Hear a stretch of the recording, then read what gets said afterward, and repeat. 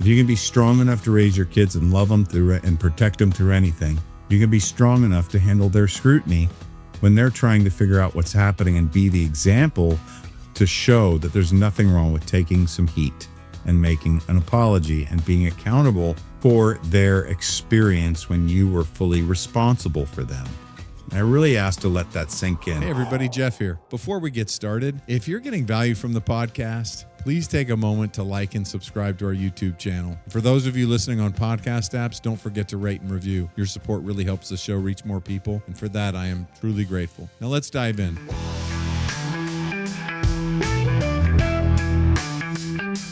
Welcome to the Point with Jeff Spikes. Hello and welcome to The Point, soon to be Quantum Strengths, where we explore how your unique wiring meets the quantum field of infinite possibilities.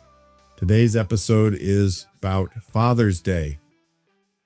We're a week before, or we're in the week of Father's Day, depending on when you're watching or listening to this show. You have a relationship to fathers in the world, whether you're a father or you've known one, or you have one that you're aware of, or you have a relationship to fathers, if not your own. So you also have history with parenting. And, you know, I was raised in a world where fathers didn't want to celebrate their birthdays, didn't want to be recognized on Father's Day, yet we had a Father's Day. And it was something that I've learned over time to embrace and to enjoy and to appreciate. So we're going to talk about that. But really, let's get into this deal. We're not just talking about Father's Day today. This is a tribute, not just to fatherhood, but to the kind of masculinity and partnership in parenting that we're seeing today. We're celebrating this movement away from outdated molds into something deeply human and deep, that has this deep awareness and that is deeply loving. Where we came from really quick, right? Let's go through this.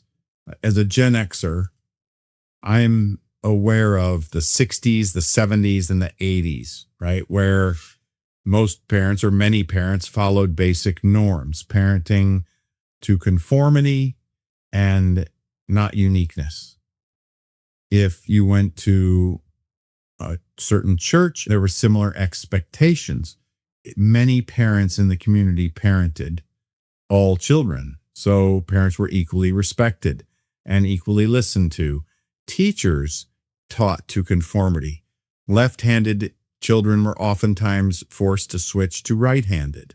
It was just a time when there was a belief that adults in the world knew better and had found efficiencies, and there was a lot of pride as to what those efficiencies were. You think we had landed on the moon. We had made huge advancements in agriculture and in science. Everyone was proud.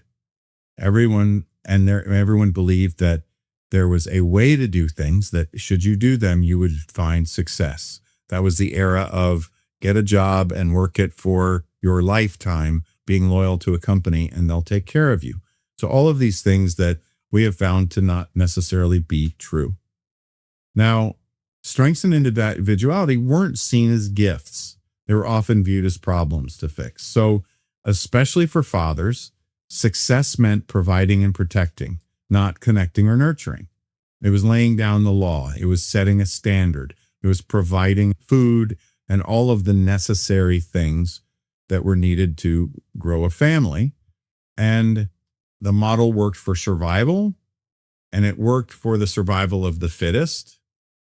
But we're in a new era now. So what we're seeing now is more dads who stay home, not just physically, but emotionally. But there are stay-at-home dads today.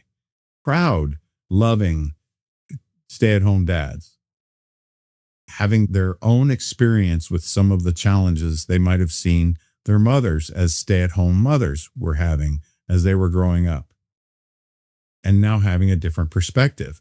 And what do you hear here when we talk about your unique individual strengths?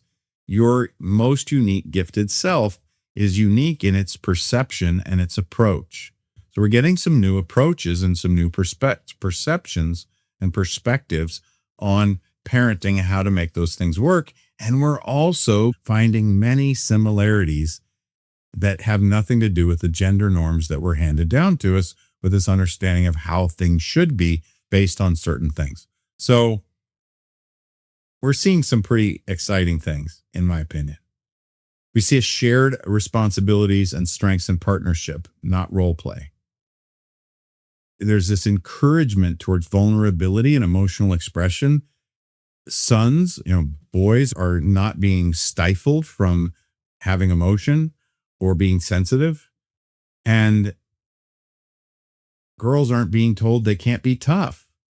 So we're seeing more of a new norm of acceptance and allowance for our children to show up the way that they're naturally showing up, with some guidance towards ethics and morality and love and kindness and tolerance.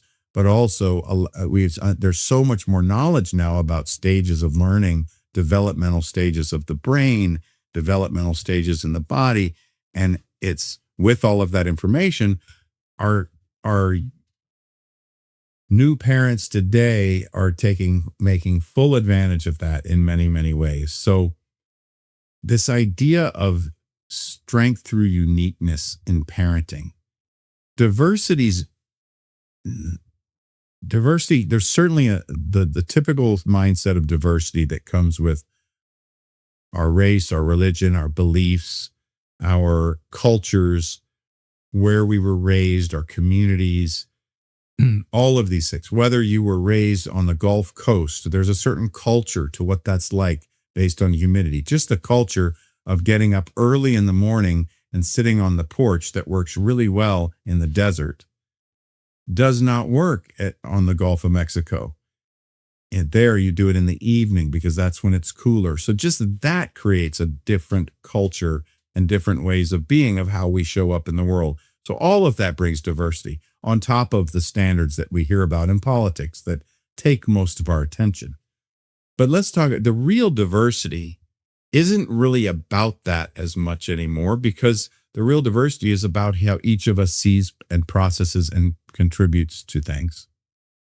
As you hear me say, it's in your approach, in your perception and your approach. So that's what brings the most diversity to a situation. Now, of course, your perception is also influenced by your cultural backgrounds and where all of those environmental things about you. So it doesn't exclude that either. It just is really, you can come from any background and have a very specific approach that is more empathetic, and empathy crosses all boundaries, as does being highly driven. There's highly driven people in all cultures. So, but the diversity blends all of this information together and really looks at what's your special contribution meant to be in a community, on a team, towards a goal in the world, in the universe. And that is a really exciting thing, because you're all extremely wonderfully and uniquely made. Sometimes as an ego boost, and then we look around, and if we realize that that is the same with everyone else, then we're on a journey to learn what that is and learn how to move easily and effortlessly in that towards anything that we're meant to be. So how does that work in parenting? Well, it's exciting. There's a whole new realm of possibilities with our children being raised today. So today there's books that, like Strengths-Based Parenting by Mary Reckmeyer. There's The Whole Brain Child by Daniel Siegel. How Children Succeed by Paul. And I don't know if that's how to say his name, but there's Strengths Spotting that you can get from Gallup, where it's really looking at younger kids and spotting what particular strength themes they might have. So there's a lot of different things. Now, I just personally would like to share a couple of stories. Some of the things I share with young men today about parenting, and parents, not just young men, but parents, is that the number one thing that you can do is that you can be accountable.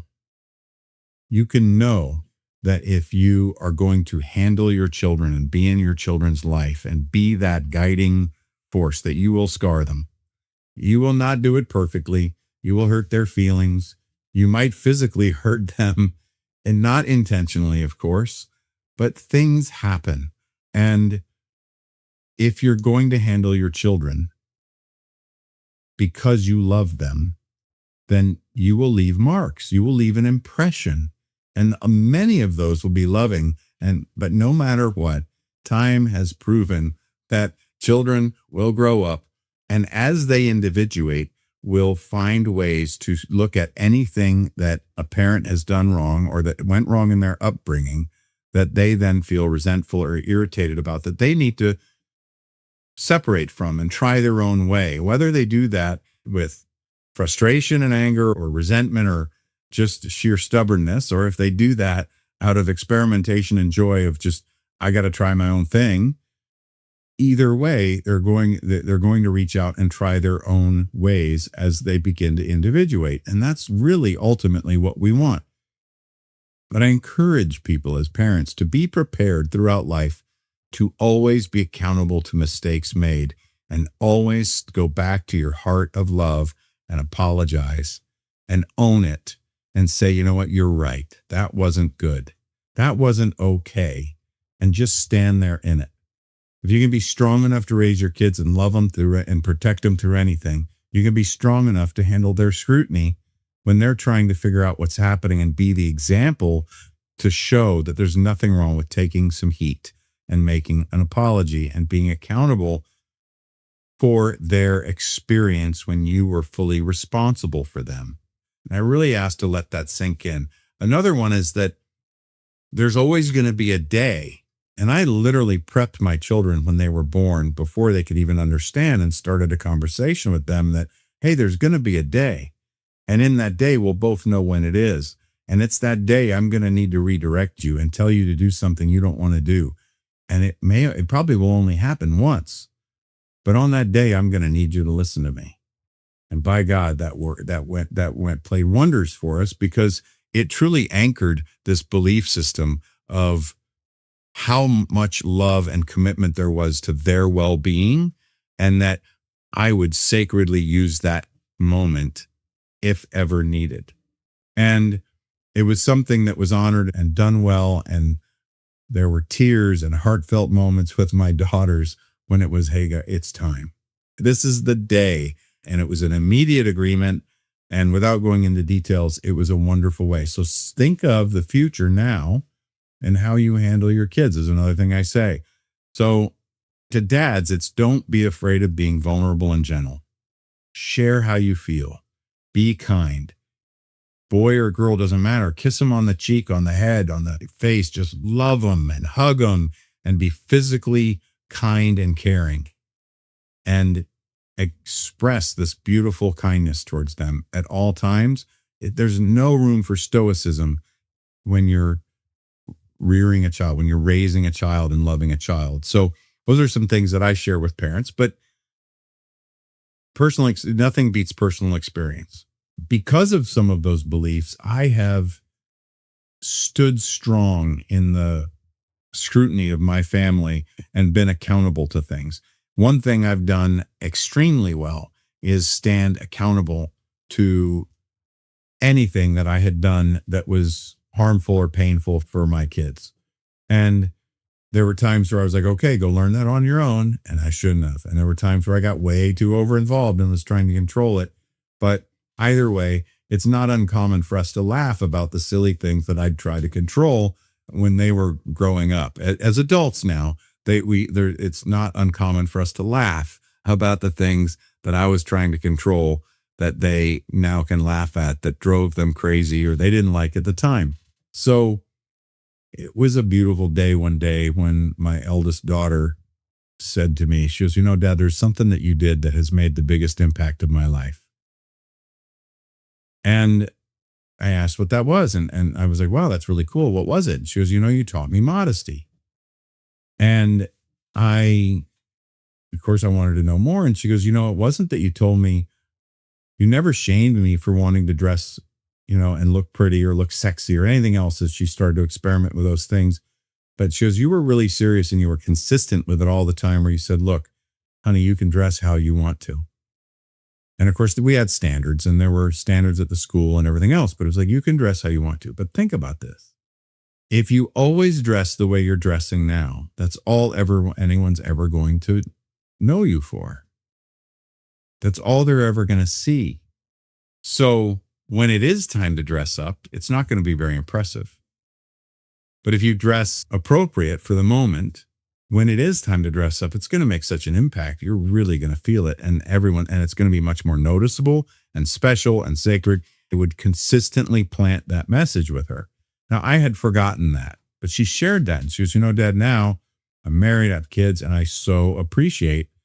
She shared that she wasn't even sure at the time that what she was learning was modesty, but now she's clear that what she learned was modesty. And she was so grateful that she learned that, and that I set that standard kindly and consistently without ever shaming her, and making sure she knew there's always a time for you to dress up however you choose in your personal relationships and in the things that you do.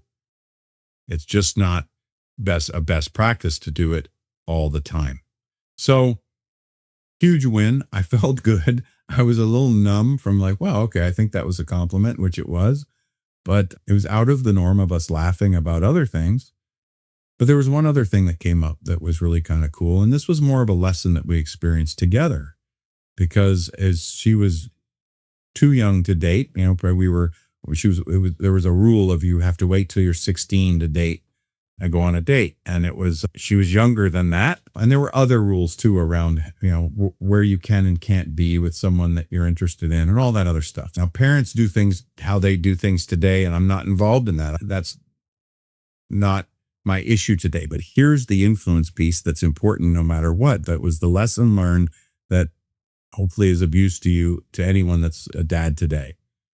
And that's that we were putting down these old standards of, jokingly, a lot of men talk about having guns or knives or weapons out waiting for these young men to come over and date their daughters. And we would joke about those things, and it was serious that we had rules. But one day my daughter came home and says, Dad, and she had done something she wasn't supposed to. She had gone out with a guy after school without telling us, and which was basically a date. And she ended up telling me. And she told me about this, and I said, well, tell me what happened. And the bottom line is that she says, well, he was asking me, I really like him. And at some point he says, well, why don't we just do this? And she was like, I can't, I'm not allowed to do that. I'm not allowed to go out with you and go on a date until I'm 16. However she said it. And the response she shared with me, she goes, Dad, he said to me, he asked me, do you do everything your father says? And she goes, Dad, I can't just give into that. And she's always had a beautiful, wonderful, independent streak in her. And of course, in her spirit and her demeanor, that wasn't going to work. So of course, she's like, well, no, I'm my own person. I do what I want. And she ended up going out with him. Well, boom, what did I learn? What I learned in that moment, that all of these rules were empowering me. And as a father, I wasn't wanting to empower me. As a father, I'm meant to empower her. Now, we handled that. We processed that. We had a lot of fun with that. And that is a story for another time. But we did find a way when a boy was interested in dating her again, and anyone that would have come to date her again, where the clear message was when someone came over to date her was, hey, she's empowered. She's the one with the power. If you need to be nice to her and kind to her, because she's tough and she's got this. But if for any reason she asks for help, she's got an army here backing her up. And we stuck with that, and we stuck with that in some very creative and fun ways that aren't safe for general consumption. It was enlightening to learn that the rules we were putting down, coming from a really good place of wanting to be tough, wasn't empowering her, and helping her learn her own inner strength. So that was another win for her as an adult now, in that she goes, Dad, you did. Even when we learned that it wasn't, there was a clear focus that the focus was that I get to be empowered as an individual and as a person. And I get to have my own independent voice of how I'm doing things. And I get to be the one to make decisions of what I'm following, what I'm not. And so that worked out quite well. So there's a couple of stories of fun times that worked really well as a dad. I'd love to hear. I think it'd be great if families today, young families today, started sharing concepts and ideas of how they've parented and things that have gone well, lessons learned along the way, because we have brilliant youth out there today. We have amazing strengths shining through, and we have gifts and personalities with all of these new types of jobs and all these new types of technologies. And it's such a new world. And we know so much more. If you're a Gen Xer or a boomer, the call to action is to be prepared, to stand strong and be clear. We know we were wrong. We know we passed down and shared a lot of information that has been proven to be some harmful and some just not correct. All the way down to the food we're telling you to eat when we made certain types of foods with all these chemicals.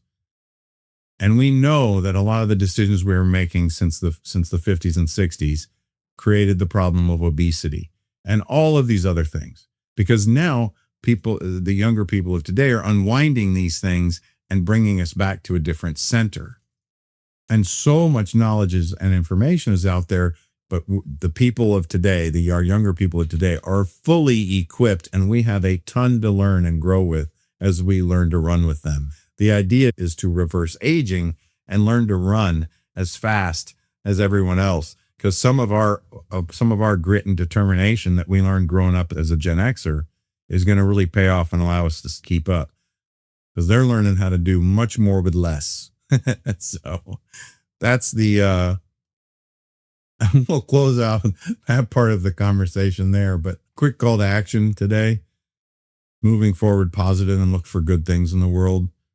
Tag a dad who's showing up in this new way and tell him you appreciate him and you love him. Share this with someone who's breaking the cycle like I have and like you have. We may not break all the cycles that need to be broken and moving into new, wonderful, more improved cycles, but we broke what we broke, and we can be supportive of the next generation to do the same. And let's flood Father's Day with messages that go beyond the tie and grill set. Let's celebrate soul, strength, and service, and acknowledge those dads that are out there loving their children, loving their communities, being of service, being kind, helpful humans, and make the best of what we have. So that's it today. Look forward to hearing back, and we'll see you guys next week. Peace out. Thank you for joining us for another amazing episode of The Point with me, Jeff Spikes. Please visit jeffspikes.com for everything you would need to know to engage with me offline. And lastly, thank you for your time, your attention, and your consideration. This is The Point.